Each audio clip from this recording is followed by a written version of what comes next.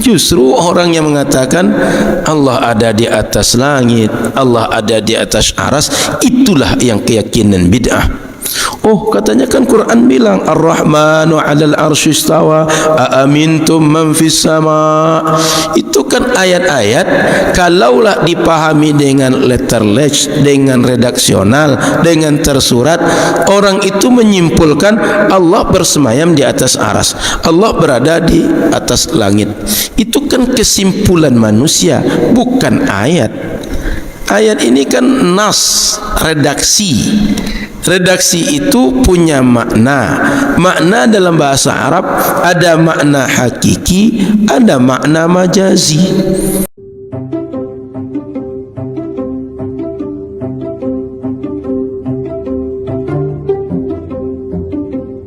Allahumma salli ala sayyidina Muhammadin nabiyil ummi wa ala alihi wa ashabihi wa man tabi'ahum bi ihsanin ila yaumiddin.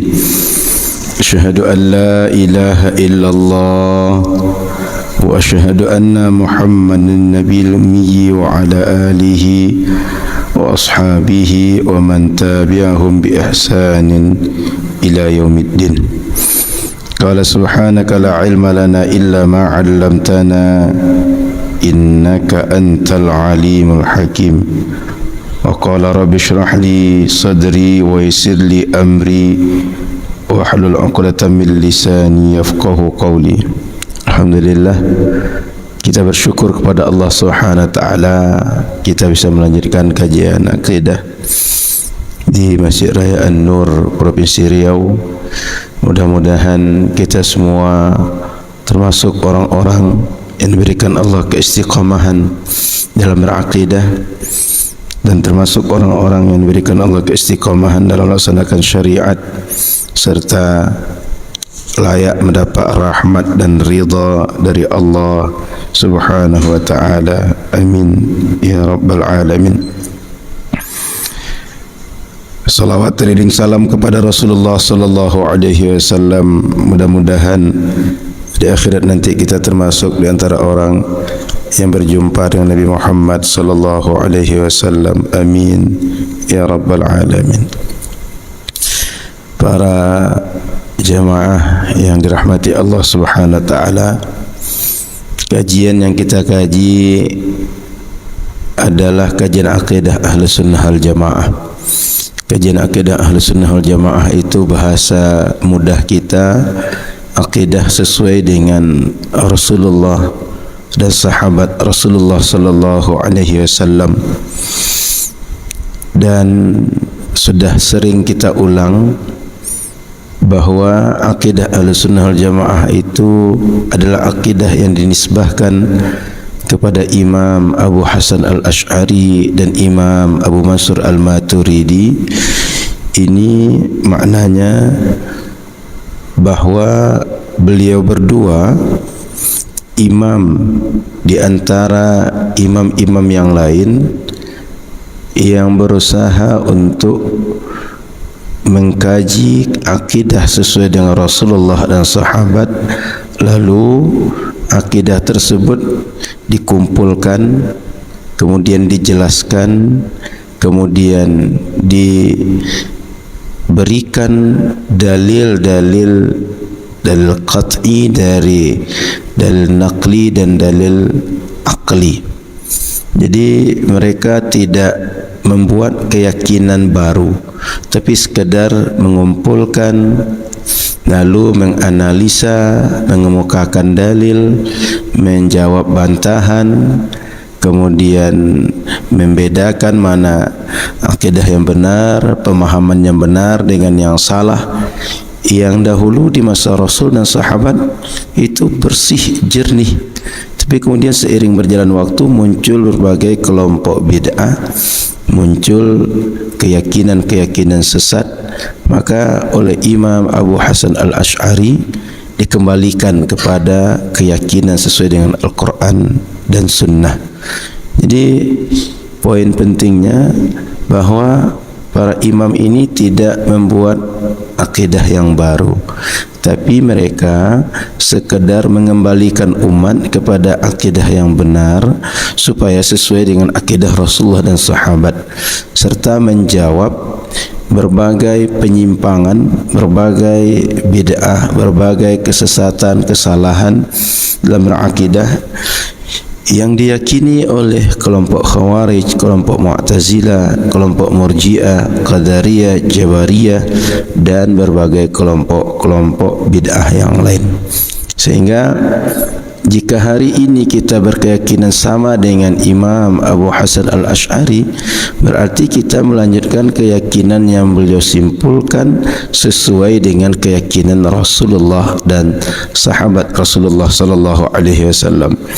Makanya aneh kalau ada yang mengatakan bahawa akidah yang kita pegang, akidah Imam Abu Hasan al-Ash'ari atau akidah Ash'ariyah dan pengikutnya Asy'ariyah adalah akidah yang sesat.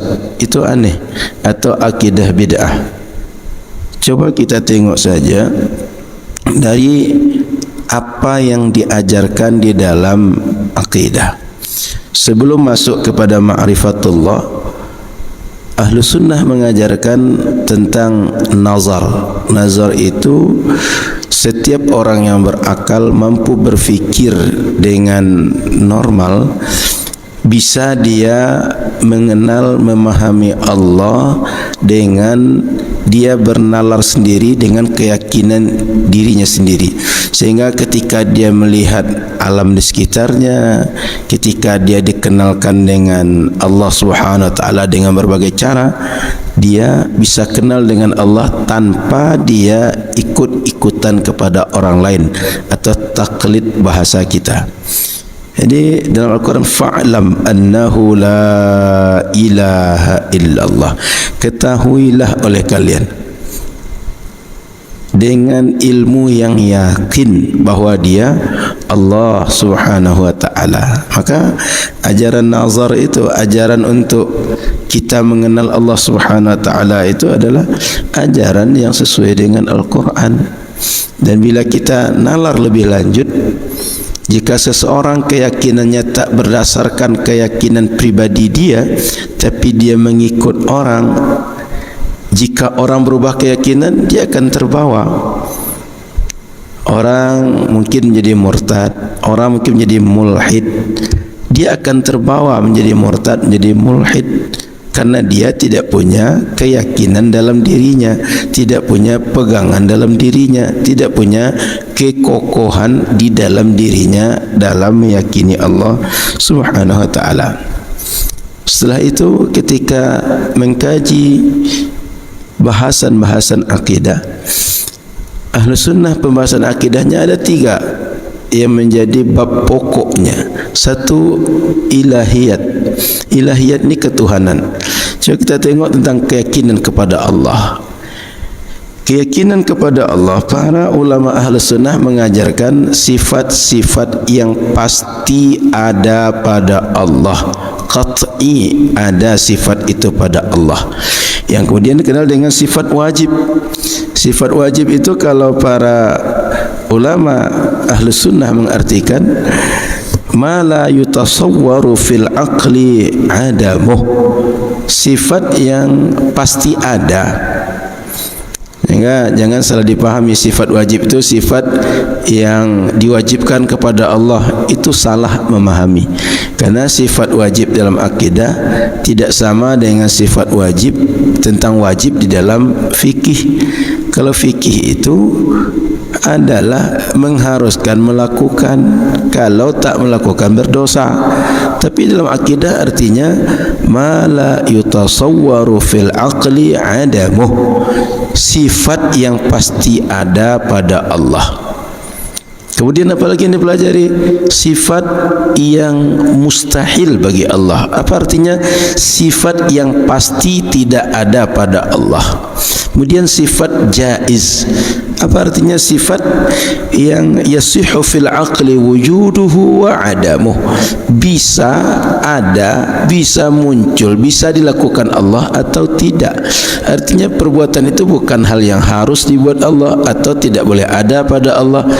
Contoh, kita ini bisa saja Allah kasih sehat, bisa Allah kasih sakit. Kita ini bisa saja dikasih Allah ilmu, bisa saja dikasih Allah tidak berilmu. Bisa saja kita dikasih Allah orang yang cukup kebutuhan hartanya, bisa juga tidak. Itu jaiz bagi Allah. Atau seorang ibu pengen punya anak, bisa saja Allah kasih, bisa saja tidak Allah kasih. Itu jaiz bagi Allah. Apa makna jaiznya? Bisa dilakukan Allah atau tidak dilakukan Allah. Allah tidak terpaksa dalam melakukan apapun kepada hambanya. Maka Ahlu Sunnah kemudian ketika menjabarkan sifat yang wajib bagi Allah, itu menjelaskan ada sifat wajib bagi Allah secara global. Apa makna global? Secara keseluruhan. Apa saja sih sifat Allah itu? Kata para ulama Ahlu Sunnah, sifat yang menunjukkan kesempurnaan bagi Allah, itulah sifat Allah. Semua sifat yang menunjukkan kesempurnaan bagi Allah, itulah sifat Allah. Tidak terbatas. Wa kamalatuhu la tatanaha. Kesempurnaan Allah tak ada batasnya. Tapi masyarakat, apalagi yang mereka tidak pernah mengaji secara langsung kepada syekh atau membaca kitab, atau mereka rutin mengaji, jika mereka tidak diberikan penjabaran lebih lanjut tentang bagaimana sifat sempurna bagi Allah, boleh jadi pikir mereka liar dan menisbahkan yang sempurna bagi makhluk sempurna bagi Allah. Contoh kayak kemarin ada yang berkeyakinan ketika dikatakan bahawa mata Dajjal itu a'war, mata Dajjal itu cacat, lalu dikatakan bahawa mata Dajjal itu cuma satu yang aktif, satunya cacat, satunya tidak fungsi. Dikatakan bahawa mata Allah dua. Pertanyaannya, di mana ayat, di mana hadis yang cerita mata Allah dua? Enggak akan jumpa sampai kiamat nanti. Kenapa orang Wahabi kesimpulannya mata Allah dua? Sebab dia tengok manusia ini yang sempurna matanya dua. Kalau tidak dua, dia tak sempurna. Ini contoh. Kalau seandainya dibiarkan manusia berfikir liar, berfikir kesempurnaan mereka, mereka jangan-jangan menisbahkan yang sempurna bagi manusia sempurna bagi Allah. Contoh lagi, bagi manusia, kalau orang menikah, yang sempurna itu punya anak laki-laki dan perempuan. Tapi bagi Allah justru yang sempurna itu tak punya anak. Al-Quran menjelaskan lam yalid wa lam yulad. Jadi oleh para ulama kemudian sifat yang menunjukkan kesempurnaan bagi Allah disebutkan ada sifat-sifat yang menunjukkan kesempurnaan bagi Allah secara tafsil, secara terperinci, secara lebih detail. Apa makna lebih terperinci itu? Dijelaskan oleh dalil Al-Quran, dalil sunnah, serta diyakini dengan dalil akli betul Allah seperti itu. Jadi dalil aklinya ada, dalil naklinya ada. Contoh, ketika dikatakan Allah bersifat wujud, bahasa mudah kita arti sifat wajib wujud itu adalah pasti ada. Makanya sering para ulama akidah menyebutkan ketika Allah itu wajibul wujud, pasti adanya Allah. Sementara semua selain Allah mumkinul wujud, bisa wujud, bisa tidak wujud. Kenapa? Karena semua selain Allah ciptaan. Kalau Allah ciptakan dia ada, kalau tak diciptakan dia tak ada. Tapi Allah dia bukan ciptaan, dia pencipta. Kalau pencipta pasti adanya. Kalau selain Allah ciptaan, yang namanya ciptaan jika diciptakan dia ada, tak diciptakan tak ada. Sama dengan ibu-ibu memasak. Kalau dibuatnya bakwan, muncullah bakwan tu. Tapi kalau ada pun lobak, ada wortel, ada tepung, tak dibuatnya bakwan, tak pernah ada bakwan itu. Maka Allah dia bukan ciptaan. Allah tu pencipta, wujudnya pasti. Selain Allah ciptaan, wujudnya bisa wujud, bisa tidak wujud. Itu dalil aklinya mengatakan bahawa Allah itu pasti ada. Kenapa Allah pasti ada? Sebab Allah itu pencipta, Allah itu Tuhan. Masa hambanya ada, ciptaannya ada, pencipta tidak ada? Tidak masuk akal. Pasti ada penciptanya. Jika dibuatlah dengan logika orang secara umum, sesuatu sebelum ada itu potensi ada dan tidak adanya sama. Sebelum kita wujud ini, sebelum saya lahir, sebelum saya ada dalam rahim orang tua, kemungkinan saya ada atau tidak ada itu sama. Lalu kenapa saya ada dan tidak ada itu terpilih menjadi ada sehingga wujud dalam rahim orang tua, kemudian lahir ke dunia? Karena ada yang memilih satu di antara dua tadi, antara ada dan tak ada. Siapa yang memilih saya menjadi ada? Yang mampu untuk menjadikan tak ada menjadi ada menjadi tak ada. Siapa dia? Pasti penciptanya. Sehingga dalam ilmu akidah disebut tarjih bi ghairi murajjih batil. Kalau ada potensinya dua tadi, ada dan tak ada, tapi tak ada yang menentukan menjadi ada atau menjadi tidak ada, itu tidak masuk akal.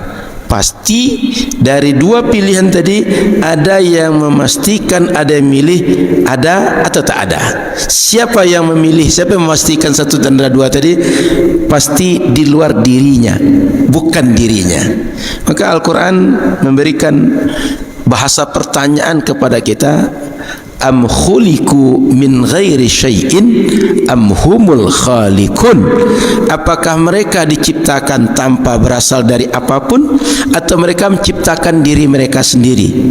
Orang berakal pasti mengatakan dia tak mungkin diciptakan tidak berasal dari apa-apa, atau dia menciptakan dirinya sendiri. Tinggal pilihannya, dia diciptakan oleh penciptanya. Siapa penciptanya? Dikenalkan oleh Al-Quran, innani anallah la ilaha illa ana fa'budni. Surat Taha ayat 14. Kata Allah Subhanahu wa taala, sesungguhnya aku adalah Allah, tidak ada Tuhan kecuali aku, fa'budni, maka beribadahlah, menyembahlah engkau kepadaku, kata Allah Subhanahu wa taala. Allah kenalkan dirinya, dia Tuhan itu. Kemudian dalam ayat Al-Quran yang lain, awalam yatafakkaru fi anfusihim, takkah mereka berfikir tentang bagaimana diri mereka ini? Kita punya organ. Saya yakin kalau adalah kawan-kawan yang belajar biologi, kawan-kawan yang belajar anatomi manusia, kawan-kawan kedokteran, jika dia mempelajari ilmu tentang bagaimana bentuk anatomi manusia dan dia sadari bagaimana ajibnya, bagaimana sistematisnya, bagaimana saling menopangnya, bagaimana hebat eloknya posisi setiap organ dan bekerja dengan aturan, dengan perintah dari Allah, itu pastilah orang itu mereka akan sangat kenal dengan Allah, lalu mereka menjadi orang bertakwa, lalu mereka takut untuk berdosa, takut untuk khianat, takut mereka jauh dari Allah Subhanahu wa taala. Al-Quran menyebut awalam yatafakkaru fi anfusihim, takkah mereka berfikir tentang bagaimana bentuk fisik apa yang ada pada diri mereka.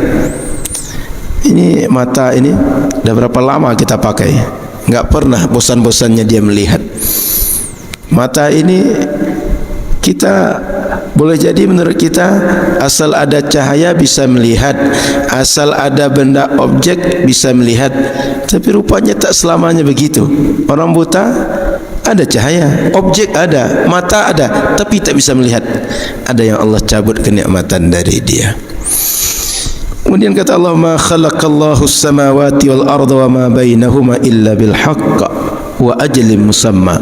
Allah tak ciptakan langit dan bumi dan apa yang ada di antara keduanya kecuali Allah menciptanya bil haq, dengan hak, dan keduanya serta apa yang ada padanya atau semua ciptaan ini ada batasnya. Ajalin musamma, kita ada batas kita. Semua alam ini paling terakhir nanti kiamat, ada batasnya. Tapi ketika bertanya tentang Allah, kullu man 'alaiha fanin wa yabqa wajhu rabbika dzil jalali wal ikram. Jadi kalau Allah Subhanahu wa taala dia kekal, tapi selain Allah dia ada batasnya. Maka apapun selain Allah itu pasti ada ujungnya, ada akhirnya, ada matinya, ada punahnya, ada masa dia tak berfungsi normal lagi.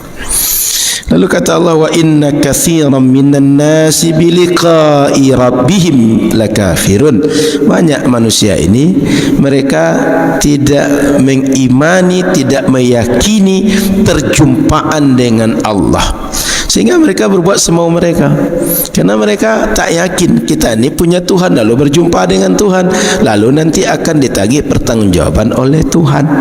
Kalau mereka yakin mereka punya Allah, lalu mereka yakin mereka akan dihisab oleh Allah, mereka akan dikasih nikmat, dikasih azab oleh Allah, setiap mereka pasti akan takut kepada Allah dengan takwa yang sebenar-benar takwa.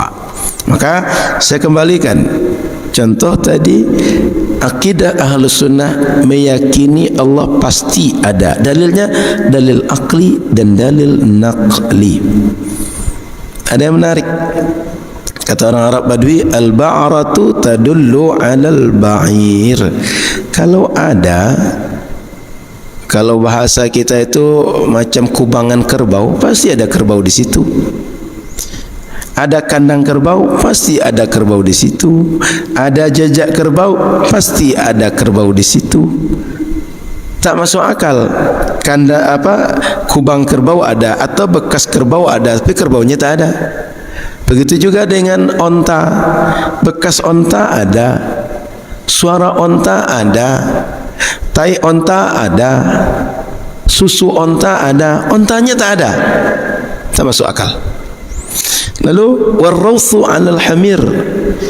Ada, mohon maaf, tai keledai, tinja keledai. Tinjanya ada, tapi keledainya tak ada. Enggak masuk akal. Kok bisa tinjanya berasal dari mana? Tiba-tiba dia ada, enggak masuk akal. Orang mengatakan pasti keledai ada di sekitar sini. Bahkan kalau kita tengok dahulu, orang ketika melihat suatu tempat ada air atau tidak, tak menengok suara, tak mendengar bunyi air atau melihat tanah basah, tapi ditengok ada burung terbang tak dekat situ. Kalau ada burung terbang, ada air dekat situ. Dulu kalau kita tengok kisah Nabi Ibrahim saat Sayyidah Siti Hajar dengan Nabi Ismail ditinggal di Makkah lewat suku Jurhum. Mereka ketika mencari air tu nengok-nengok ada tak burung-burung berterbangan di dekat sekitar mereka. Kalau ada, sekitar itu berarti ada sumber air. Jadi alam ini menunjukkan kepada pencipta alam. Itu kira-kira kesimpulannya. Wa atharal aqdam 'alal masir. Ada jejak kaki manusia, pastilah ada orang yang berjalan. Tak mungkin ada jejak kaki yang berjalan tak ada. Itu orang Arab Badui berfikirnya sederhana begitu. Fasama'un dzatu abraj war ardun dzatu fijad wa biharun dzatu amwaj. Langit ini yang terhampar, langit yang tidak punya tiang ini, langit yang punya bintang banyak ini, yang punya segala benda yang kita tengok di jagat raya ini, atau bumi yang terhampar luas ini, laut yang bergelombang, airnya yang berombak, amma tadullu ala sani'il hakim al-qadiril alim. Tidakkah menunjukkan bahawa semua keadaan alam, keadaan laut, keadaan bumi, keadaan semesta menunjukkan bahawa ada as-sani', Tuhan yang menciptakan. Lalu dia al-hakim, maha bijak, al-qadir, mampu menciptakan segala sesuatu, al-alim, mengetahui segala yang ada pada makhluknya. Jadi ajaran Ahlus Sunnah mengajarkan begitu. Allah pasti ada. Kok bisa ajaran seperti ini dituduh ajarannya bid'ah, ajarannya sesat? Allah pasti ada. Dalilnya dalil naqli, dalil aqli. Contoh yang kedua, diajarkan sifat qidam. Apa makna qidam? Makna qidam itu adamul awwaliyah liwujudihi ta'ala. Allah ini tak dicipta sehingga tak ada masa awalnya kapan, permulaannya kapan, karena dia tak pencipta, sehingga tidak bisa ditakar. Allah tu lahir tahun sekian, nanti mati tahun sekian, enggak begitu. Tapi kita meyakini Allah itu qidam, maknanya tidak ada permulaan, tak ada yang menciptakan dia, tapi dia pencipta. Sehingga diajarkan oleh para ulama kita dalam Al-Quran, huwal awwalu wal akhiru wal zahiru wal batinu wa huwa bikulli syai'in alim. Ini surah Al-Hadid ayat 3. Dia yang awal, dia yang akhir, tak ada penghabisan. Awal tak ada permulaan, akhir tak ada penghabisan. Sementara selain dia ada awal, ada akhir. Dan dia az-zahir, yang maha nampak, al-batin, yang dia maha batin, dan dia tahu sesuatu yang terjadi pada makhluk. Lalu kalau orang tanya kenapa Allah bersifat qidam, tak ada permulaan, dia itu masdaru hadhil kainat, dia sumber segala sesuatu. Kalau dia sumber segala sesuatu, dia pencipta. Maka karena dia pencipta, wujud dia sebelum apapun wujud. Sebelum apapun ada, dia yang ada baru. Belum diciptakan apapun, tak ada apapun. Dia aja yang wujud. Di mana dia saat itu? Pasti tidak di atas apapun, tidak di dalam apapun, tidak di luar apapun. Pasti tidak diliputi oleh apapun. Pasti tidak bertengger di atas apapun. Kan namanya pencipta. Belum diciptakan, maka apapun belum ada. Tempat belum ada, waktu belum ada. Semua item-item tempat, apakah namanya langit, apakah namanya arasy, apakah namanya bumi, apakah namanya tempat kita berpijak saat ini, belum ada. Sehingga Allah pasti ada, tapi tidak berada di dalam, di atas, di mana saja pada makhluknya. Kenapa? Karena semuanya diciptakan setelah dia mencipta. Lalu ketika belum menciptakan makhluk, belum ada ibadah kepada dia, belum ada dia ngasih rezeki kepada makhluk, apakah dia enggak Tuhan? Dia Tuhan. Belum ada makhluk, belum ada perbuatan dia kepada makhluk, dia Tuhan, dia Rabb. Tercipta makhluk atau tidak, diberikan apapun kepada makhluk atau tidak, menghidupkan atau tidak mati makhluk, dia tetap Tuhan. Sehingga Allah Subhanahu wa taala, dia Tuhan yang mutlak. Tuhan sebelum segala sesuatu ada, Tuhan sejak segala sesuatu ada, Tuhan setelah segala sesuatu tak ada lagi, dia tetap Tuhan. Semua selain makhluk ini sebelum diciptakan dia tak ada, setelah Allah punahkan semuanya tak ada, Allah tetap ada. Maka Bapak Ibu yang dirahmati Allah Subhanahu wa taala, dia bersifat qidam kata ulama kita, atau bersifat awal kata sebagian. Terserah memakai sifat awal, memakai sifat qidam, sama maknanya. La awwaliyata liwujudih, atau adamul awwaliyah liwujudihi ta'ala. Tak ada permulaan terciptanya atau wujudnya Allah Subhanahu wa ta'ala. kok keyakinan seperti ini disebut keyakinan bid'ah? Justru orang yang mengatakan Allah ada di atas langit, Allah ada di atas aras, itulah yang keyakinan bid'ah. Oh, katanya kan Quran bilang Ar-Rahmanu 'alal 'arsy istawa, aamintum man fis sama. Itu kan ayat-ayat kalaulah dipahami dengan letterless, dengan redaksional, dengan tersurat, orang itu menyimpulkan Allah bersemayam di atas aras, Allah berada di atas langit. Itu kan kesimpulan manusia, bukan ayat. Ayat ini kan nas, redaksi. Redaksi itu punya makna. Makna dalam bahasa Arab ada makna hakiki, ada makna majazi. Quran itu pakai bahasa Arab. Oleh karena itu para ulama memahami Quran memakai keduanya. Ada makna hakiki, ada makna majazi.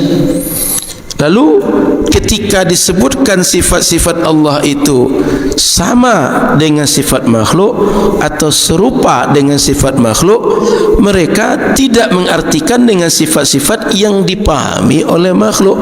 Kenapa? Karena ini nanti akan bisa bertentangan dengan ayat laisa kamitslihi syai'un lam yalid wa lam yulad wa lam yakul lahu kufuwan ahad. Allah sudah tegaskan bahwa dirinya tak sama dengan makhluk. Allah sudah tegaskan dia tak serupa dengan makhluk. Allah sudah tegaskan dia sempurna. Sempurnanya dia tidak ada apapun, dia wujud tanpa apapun. Sempurnanya Allah begitu. Tidak sempurnanya makhluk, dia kalau tidak dicipta enggak ada, dicipta baru ada makhluk itu. Itu tanda tak sempurna makhluk. Allah sempurnanya dia tak dicipta dia ada, tapi makhluk kalau tak dicipta dia tak ada. Maka Allah pasti berbeda dengan makhluknya. Maka oleh karena itu makna tadilah yang dipahami ulama dengan apakah memakai hakiki atau memakai majazi. Sehingga dulu para ulama akidah atau ulama dari masa sahabat, masa salaf dan berikutnya memahami sifat Allah itu dengan dua metode saja, tafwid atau takwil. Tafwid itu artinya menyerahkan makna sesungguhnya dari sifat istiwa kata Allah itu apa sih maknanya? Menyerahkan kepada Allah. Kenapa diserahkan kepada Allah makna sungguh dari istiwa itu? Karena kalau diartikan dengan bahasa manusia, itu artinya kalau bahasa kita raja duduk di singgasana. Kalau itu dipahami dengan makna manusia, berarti Allah ini macam seorang raja duduk di singgasana di atas aras. Pertanyaannya, ngapain Allah di situ? Sejak kapan ada di situ? Sampai kapan ada di situ? Menung-menung nengok ke bawah. Apa dibuat makhluk aku? Sudah makan dia belum? Sudah menikah dia belum? Menunggu aku kasih makan? Apa yang menjadi keyakinan seperti itu? Lalu pertanyaannya, aras ini kan dicipta Allah. Nanti kalau kiamat terjadi arasnya hancur. Sebelum aras ada, Allah kemana? Setelah aras nanti hancur, Allah ada di mana? Lalu kalau kiamat nanti terjadi, diciptakan lagi makhluk akhirat, ada aras di akhirat. Aras yang mana lagi? Allah ini di atas aras dunia atau aras akhirat? Ini kan keyakinan seperti tadi menggiring manusia menyamakan antara bagaimana Allah dengan manusia. Maka oleh para ulama, makna istiwa yang diinginkan Allah hanya Allah yang tahu. Kita tidak tahu. Sehingga kata para ulama dulu, amirruha kama ja'at. Jika ada ayat, jika kita terjemahkan, kita jelaskan dengan makna tersuratnya, dia akan bisa dipahamkan atau diasumsikan sifatnya sama dengan makhluk. Maka bacalah dia seperti apa Allah memberikan kepada kita. Tidak usah diterjemah, tidak usah ditafsir, tidak usah diotak-atik, tidak usah digiring ke pemahaman macam-macam. Allah yang tahu hakikat apa yang dia inginkan dengan istiwa itu. Lalu apakah para ulama kita tak paham maksud ayat Quran itu? Paham, tapi makna keseluruhan dari ayat, melihat siyak, apa ayat sebelumnya, apa ayat setelahnya, lalu apa makna keseluruhan, paham mereka apa sih yang Allah inginkan dari makna Ar-Rahmanu 'alal arsy istawa. Oh, Allah ingin mengatakan, aku ini Tuhan yang sempurna, aku ini Tuhan maha kudrah, maha iradah terhadap semua makhlukku. Dia ingin mengenalkan tentang dia yang sempurna, tentang dia yang hebat kepada makhluk, sehingga makhluk mengakui kehebatan dan kesempurnaan dia, lalu tunduk kepadanya, kemudian beriman kepadanya dan bersifat tawadhu dalam kehidupan sehari-hari. Tapi kalau dikatakan Allah di atas langit, Allah di atas aras, pertanyaannya apa muara dari keyakinan itu? Kalau seandainya clear atau final sampai di situ, ini menggiring orang awam akan berkeyakinan, ngapain Allah di atas langit? Langit sebelah mana? Sebesar apa sih Allah itu? Sejak kapan di langit? Sampai kapan di langit? Akan menggiring pikiran macam-macam, sehingga orang akan mengatakan bahwa Allah karena di atas langit, makin tinggi posisi kita, makin dekat dengan Allah. Maka beruntung betul lah orang jadi astronot. Dan setiap orang pengenlah jadi astronot, biar dekat dengan Allah. Sekalipun seumur hidup jadi astronot, jadilah, biar sekali berdoa paling dekat dengan Allah. Atau tiap sebentar naik pesawat, biar tinggi posisi kita. Atau kalau bangun rumah itu, jangan bangun ke samping, bangun ke atas. Tingkat 10 bangun rumah, tingginya cuma lebar 1 meter, tapi ke atasnya 100 meter. Kenapa? Biar dekat dengan Allah. Ini kan aneh. Kalau ada orang makin dekat secara posisi ketinggian, makin dekat dengan Allah, apa nasib orang tinggalnya di lurah? Apa nasib orang tinggalnya di daerah-daerah yang rendah di permukaan bumi ini? Kan aneh keyakinan seperti itu. Tertawa besar-besarlah orang yang tinggalnya di puncak-puncak gunung. Tertawa besar-besarlah orang yang dia di atas bukit yang tinggi. Apalagi yang buat menara yang tinggi, misalnya Al-Khalifah yang ada di Emirat Arab itu, di Dubai itu. Jangan-jangan orang pergi menginap lantai paling tinggi itu biar dekat dengan Allah aja. Enggak apa-apa bayar mahal, biar dekat dengan Allah, biar bisa berdoa kalau tahajud paling dekat dengan Allah. Ini kan aneh keyakinan seperti itu. Sehingganya Nabi SAW ketika beliau Mi'raj itu beliau ingatkan kepada sahabat, la tufaddiluni ala Yunus bin Matta. Kalian jangan sampai kalian anggap aku lebih dibanding Yunus bin Matta. Nabi Yunus yang dimasukkan ke perut ikan. Perut ikan itu kan ikan berada di permukaan air. Artinya dibanding bumi ini rendah lagi itu. Aku ini saat ini di atas Sidratul Muntaha, sudah tempat paling tinggi, tak bisa lagi makhluk ke sana. Sehingga gara-gara itu kalian anggap aku dekat kepada Allah, Yunus jauh daripada Allah. Enggak. Kenapa? Karena dekat dan jauh kepada Allah bukan dekat jarak fisik, tapi dekat dan jauh kepada Allah sejauh mana ma'rifatmu kepada Allah, sejauh mana kenalmu dengan Allah, sejauh mana takwamu kepada Allah. Itulah dekat dan jauh dari Allah. Orang yang takwa kepada Allah dia dekat, orang yang tidak takwa kepada Allah dia jauh. Orang yang taat kepada Allah dia dekat, orang yang ingkar dia jauh. Orang yang patuh kepada Allah dia dekat, orang yang maksiat durhaka dia jauh dari Allah. Bukan dekat jauh fisik. Makanya aneh keyakinan mengatakan Allah pasti di atas langit, pasti di atas aras. Urusan kan banyak dari Quran, banyak dari hadis. Hello bro, kenapa tak dikaji juga? Kata Quran, wa nahnu aqrabu ilaihi min hablil warid. Kami dekat kepada dia daripada urat leher dia. Kenapa tak dikaji juga? Wa huwa ma'akum aynama kuntum. Dia bersama kalian di mana kalian berada. Innallaha ma'as sabirin. Allah bersama orang sabar. Orang sabar itu memang di atas aras. Orang sabar itu memang di atas langit. Orang sabar ini orang baik-baik ni. Orang sabar itu orang dengar pengajiannya. Di mana dia? Nih, membumi mereka. Sehingga aneh ketika dikatakan bahwa Allah Subhanahu wa taala pasti di atas langit karena pemahaman tersurat dari ayat. Apa ceritanya pemahaman tersurat dari ayat yang lain atau makna zahir dari ayat yang lain? Ayat Quran itu kan enggak satu aja. Ayat Quran itu kan tak bercerita Ar-Rahmanu 'alal 'arsy istawa saja. Tapi ayat Quran bercerita tentang banyak ayat, banyak kisah, banyak penjelasan yang muaranya mengenalkan makhluk kepada Allah, mengenalkan makhluk kepada aturan Allah. Jadi sekali lagi aneh kalau ada orang merasa pasti Allah di atas langit gara-gara memahami nas. Kan nas ini banyak. Bahkan kalau nas itu secara zahir, secara tekstual, secara literal, secara tersurat dipahami semuanya dengan cara itu, pasti ayat Quran itu akan terjadi kontradiksi. Tidak masuk akal. Quran kontradiksi satu ayat dengan yang lain. Kalau kontradiksi timbul pertanyaan, yang benar yang mana satu? Kita akan mengukur ayat Quran ada yang benar, ada yang salah. Enggak masuk akal begitu. Makanya oleh para ulama ayat Quran tadi, karena kita tak tahu makna hakiki, pasrahkan kepada Allah. Oh Ustaz, orang enggak bisa paham gitu. Mesti jelas Ustaz, mesti tahu Ustaz. Dibuat makna takwil. Apa makna takwil?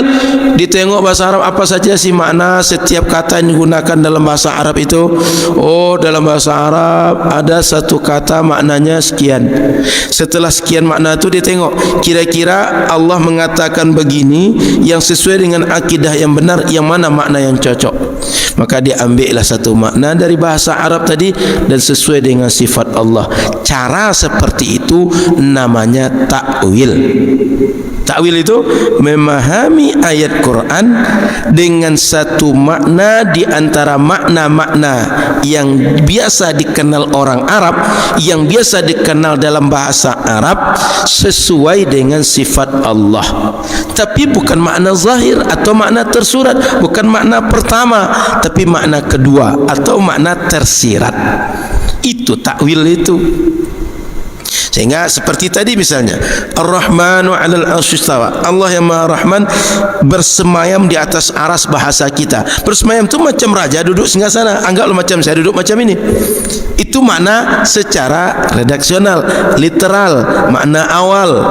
Tapi kemudian kalau begitu nanti orang akan berfikir Allah di atas aras, Allah bentuknya macam giant, macam raksasa besar. Maka oleh para ulama, istiwa itu bukan hanya maknanya duduk semayam itu, ada maknanya qasada ila atau istaula ala. Banyak makna dari kalimat istiwa. Ditengoklah makna-makna yang banyak tadi. Tapi kesimpulan mereka, Allah pasti tidak memiliki sifat yang sama dengan sifat makhluk, sehingga dinafikan segala sifat yang menunjukkan sifat fisik di atas fisik. Tapi selain makna itu diambil maknanya. Maka ada yang mengartikannya dengan istaula, ada yang mengartikannya dengan ghalabah, ada dengan al-qahru, dan dengan berbagai makna-makna yang lain. Saya pastikan jamaah jangan salah paham. Ulama Ahlus Sunnah tidak pernah menafikan sifat istiwa Allah dan tidak pernah merubah sifat istiwa Allah kepada sifat yang lain, tidak pernah mengingkari.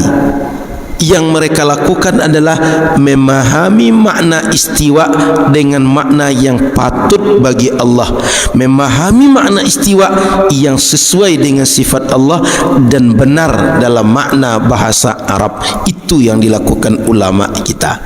Jadi dua pilihannya, diserahkan makna hakiki kepada Allah, kita angkat tangan wallahu a'lam apa maksud Allah. Atau yang kedua, dimaknakan dengan makna yang sesuai dengan bahasa Arab dan sesuai dengan sifat yang menunjukkan kesempurnaan bagi Allah. Apa yang salah? Di mana bid'ahnya? Di mana sesatnya? Tinggal dibuktikan saja. Oh, takwil tu enggak ada bahasa Arab. Takwil tu pandai-pandai kalian, itu hasil filsafat. Mas bro, Quran menggunakan bahasa takwil. Wa ma ya'lamu ta'wilahu illallah. Nabi Yusuf itu terkenal dengan pakar takwil. Nabi mendoakan Nabi Ibnu Abbas dengan Allahumma faqihu fid din wa 'allimhu ta'wil. Orang-orang Arab itu biasa menggunakan takwil itu. Jadi Quran menggunakan ta'wil, hadis menggunakan ta'wil, orang Arab biasa menggunakan ta'wil. Kenapa pula disebut dia dengan produk filsafat? Filsafat yang mana satu? Setan yang mana membisikkan kepada anda? Jin ifrit yang mana yang membisikkan kepada anda? Al-Quran yang menggunakan kalimat ta'wil, hadis menggunakan ta'wil. Dan hati-hati, ta'wil itu tak sama dengan tafsir. Tafsir itu kalimat yang jelas diterangkan. Kalau ta'wil kalimatnya khafi, kalimatnya samar bagi kita, lalu diterangkan dengan yang dipahami makhluk tapi sesuai dengan keagungan Allah. Jadi ta'wil dengan tafsir itu enggak sama. Jangan disamakan ta'wil dengan tafsir, beda. Maka masyarakat muslim yakinlah dengan keyakinan Ahlus Sunnah wal Jamaah, karena para ulama yang berkeyakin dengan Ahlus Sunnah wal Jamaah itu mereka para ulama tafsir, para ulama hadis, para ulama fikih, para ulama usul fikih, para ulama bahasa, bahkan mereka para mujahid. Kalaulah kita mengenal ada nama Salahuddin Al-Ayyubi, Ahlus Sunnah wal Jamaah Al-Asy'ariyah. Kalau ada mengenal Muhammad Al-Fatih, Ahlus Sunnah wal Jamaah Al-Maturidiyah. Tidak ada mereka Ahlus Sunnah As-Salafiyah, Ahlus Sunnah Al-Wahabiyah. Tidak. Mereka Ahlus Sunnah Asy'ariyah, Ahlus Sunnah Al-Maturidiyah. Siapa? Omar Mukhtar di Libya, Ahlus Sunnah. Bahkan Sufi. Siapa lagi tokoh-tokoh perjuangan selama ini kita kenal? Di Indonesia ini para ulama yang mengusir penjajah, para ulama menggerakkan umat untuk berjihad itu Ahlus Sunnah semua. Imam Bonjol, enggak usah dikaji tentang keyakinannya, tengoknya imamah dia. Mana ada imamah Wahabi yang seperti yang dipakai Imam Bonjol itu? Semua gambar tentang Imam Bonjol ini imamahnya macam yang biasa dipakai oleh Habib Umar itu. Mana ada Wahabi yang imamahnya begitu? Jadi kalau anda mengatakan Imam Bonjol Wahabi, tengok aja imamah dia. Tak usah kaji, tak usah belah dada beliau untuk tahu akidah beliau. Tengok aja imamah beliau. Tak usah kaji kitab apa yang dibaca Imam Bonjol, apa keyakinan Imam Bonjol yang berdakwah. Tak usah, tengok aja imamah dia, foto-foto yang beredar. Saya sejak kenal Imam Bonjol sampai sekarang nengok foto Imam Bonjol tu baru yang ada imamah seperti yang pakai Habib Umar itu. Tak ada saya tengok foto selain itu yang saya. Mungkin Bapak Ibu adalah tengok yang lain, tapi saya baru itu foto yang saya tengok. Itu saja menunjukkan bahawa beliau Ahlus Sunnah wal Jamaah. Dan hari ini yang mau pakai itu sufi rata-rata. Kok bisa pula sufi disebut dengan ahli bid'ah? Aneh orang yang seperti itu. Maka saya ingin kembali kepada kajian awal kita. Akidah Ahlus Sunnah yang kita yakini itu bukan akidah bid'ah, bukan akidah sesat. Itu baru saya contohkan tentang bagaimana mengenal Allah dengan sifat wujud, dengan sifat qidam. Belum sifat 20 lagi, belum lagi sifat Nabi, belum lagi tentang bagaimana al-ghaibiyat, bagaimana kiamat, bagaimana manusia setelah mati, bagaimana nanti ada hisab, bagaimana nanti ada perjalanan-perjalanan setelah manusia mati sampai akhirnya mereka masuk surga, masuk neraka dan seterusnya. Perlu kita ingat keyakinan tentang ghaibiyat Ahlus Sunnah wal Jamaah menihilkan peran akal di situ. Mereka tunduk dengan ayat Quran dan hadis Nabi yang cerita tentang yang gaib. Kenapa? Karena akal tak sampai pada yang gaib. Indra kita tak tahu yang gaib. Apa solusinya? Satu, ikut kepada nas, berhenti akal sampai di situ. Makanya kalau kajian Ahlus Sunnah tentang bagaimana Ya'juj dan Ma'juj, bagaimana kiamat terjadi, itu kajian-kajiannya aklinya sangat minim. Kenapa? Kalau sudah masuk akal situ, apalagi berfikir detailnya, akan banyak bid'ah muncul di situ. Kenapa? Mengkaji yang kita tak pernah lihat, mengkaji yang akal kita tak sampai ke sana. Kalau banyak pula penjabaran detailnya, pasti banyak yang dibisikkan oleh berbagai bisikan yang tak jelas sumbernya. Entah setan yang mana, entah ifrit yang mana membisikkan. Jadi Ahlus Sunnah mereka komitmen dengan dalil-dalil yang qat'i dalam masalah akidah. Selain yang qat'i, itu semua mungkin iya, mungkin tidak. Maka kata ulama hadis, semua dalil-dalil yang sifatnya ahad yufidu zanni, zan cuma, enggak sampai pada ilmul yaqin. Akidah ni keyakinan. Masa pula yang zan bisa jadi yakin? Enggak masuk akal. Jadi yang yakin menghasilkan yang yakin, yang zan sampai kepada yakin bisa, atau yang zan mengantar kepada zan bisa. Tapi zan sampai pada yakin itu mesti banyak yang menguatkan yang zan menjadi yakin. Tapi yang yakin menjadi yakin pasti itu. Oleh karena itu Ahlu Sunnah mengajarkan kita akidah yang selamat, akidah yang lurus, akidah yang tak macam-macam, dan menyelamatkan kita dari bid'ah, menyelamatkan dari sesat. Kalaulah meninggalkan Ahlu Sunnah, maka mulailah banyak macam-macam yang diyakini, mulailah aneh-aneh yang diyakini. Jadi itu kesimpulan kajian kita. Akidah Ahlussunnah ini bukan akidah bid'ah, bukan akidah sesat, akidah yang benar, akidah yang disampaikan oleh Imam Abu Hasan Al-Asy'ari, Imam Abu Mansur Al-Maturidi dan murid-murid mereka sampai kepada kita hari ini, akidah yang benar. Dan sanad akidah kita bisa kita buktikan sampai pada Imam Abu Hasan Al-Asy'ari. Kalau ada orang hari ini mengatakan kita ini mengimani Quran, mengimani hadis sesuai pemahaman sahabat, pertanyaannya, gimana anda memahami dengan pemahaman sahabat? Siapa guru anda yang mereka sambung sanadnya dengan sahabat? Siapa guru anda yang jumpa dengan sahabat? Jangankan dengan sahabat, dengan imam yang 4 je tak nyambung sanadnya. Dengan para ulama yang mereka sering klaim kami Imam Ahmad misalnya, gimana menyambungkan sanad mereka pada Imam Ahmad? Enggak jumpa. Maka oleh karena itu, kalau anda orang katakan kami mengimani Quran dan Sunnah dengan pemahaman salaful ummah, salaf yang mana? Dengan pemahaman sahabat, sahabat yang mana? Sahabat tu banyak. Abdullah bin Umar, Abdullah bin Abbas, Abdullah bin Mas'ud. Bahkan kalau kita tengok karakter masing-masing sahabat, Abdullah bin Umar itu sangat-sangat ketat dengan nas tekstual. Tapi Abdullah bin Mas'ud, sangat kuat dalam bernalar, sangat luas dalam memahamkan syariat kepada kita dengan nalar. Makanya muridnya Imam sahabat Ibnu Mas'ud itu muncul ke bawahnya murid daripada muridnya Imam Abu Hanifah. Imam Abu Hanifah punya guru Hamad bin Abi Salamah, Hamad punya guru Ibrahim An-Nakhai, Ibrahim Nakhai punya guru Malik An-Nakhai, Malik Nakhai punya guru Ibnu Mas'ud, Ibnu Mas'ud punya guru Rasulullah sallallahu alaihi wasallam. Punya karakter Imam Abu Hanifah itu kiasnya kuat, bahkan terkenal madrasatur ra'yi. Pertanyaannya, sahabat yang mana yang kalian ikut? Kalau Imam Malik bin Anas itu mengikut para sahabat Nabi yang hidup di Madinah, sehingga madrasah Imam Malik bin Anas dan Hijaz itu dikenal dengan madrasatul hadis. Mereka asal ada hadisnya beramal dengan itu, tidak menggunakan ra'yu.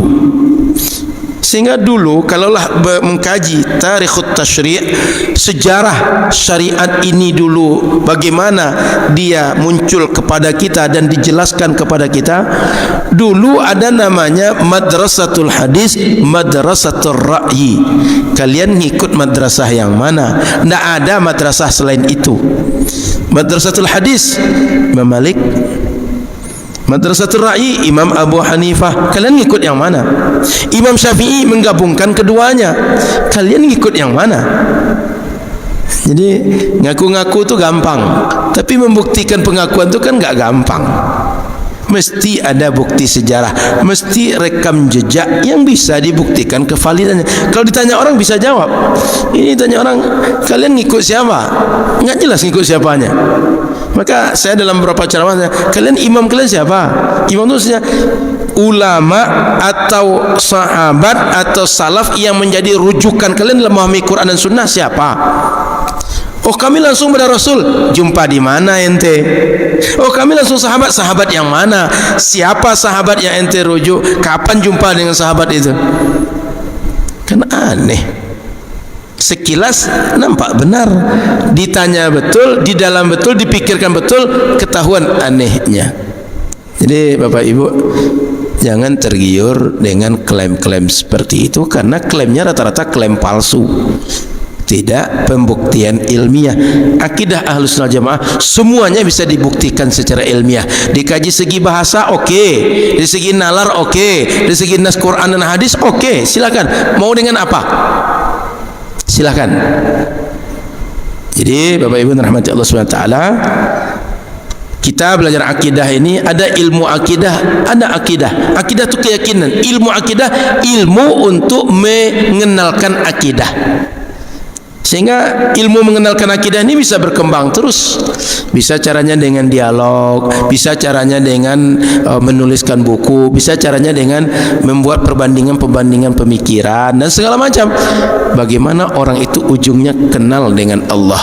Maka kalau Allah sampai kiamat nanti orang terus berkembang sehingga begini cara mengenalkan akidah kepada manusia, itu bisa saja. Ilmunya bisa berkembang, tapi keyakinannya tak bisa berkembang. Keyakinannya sudah final.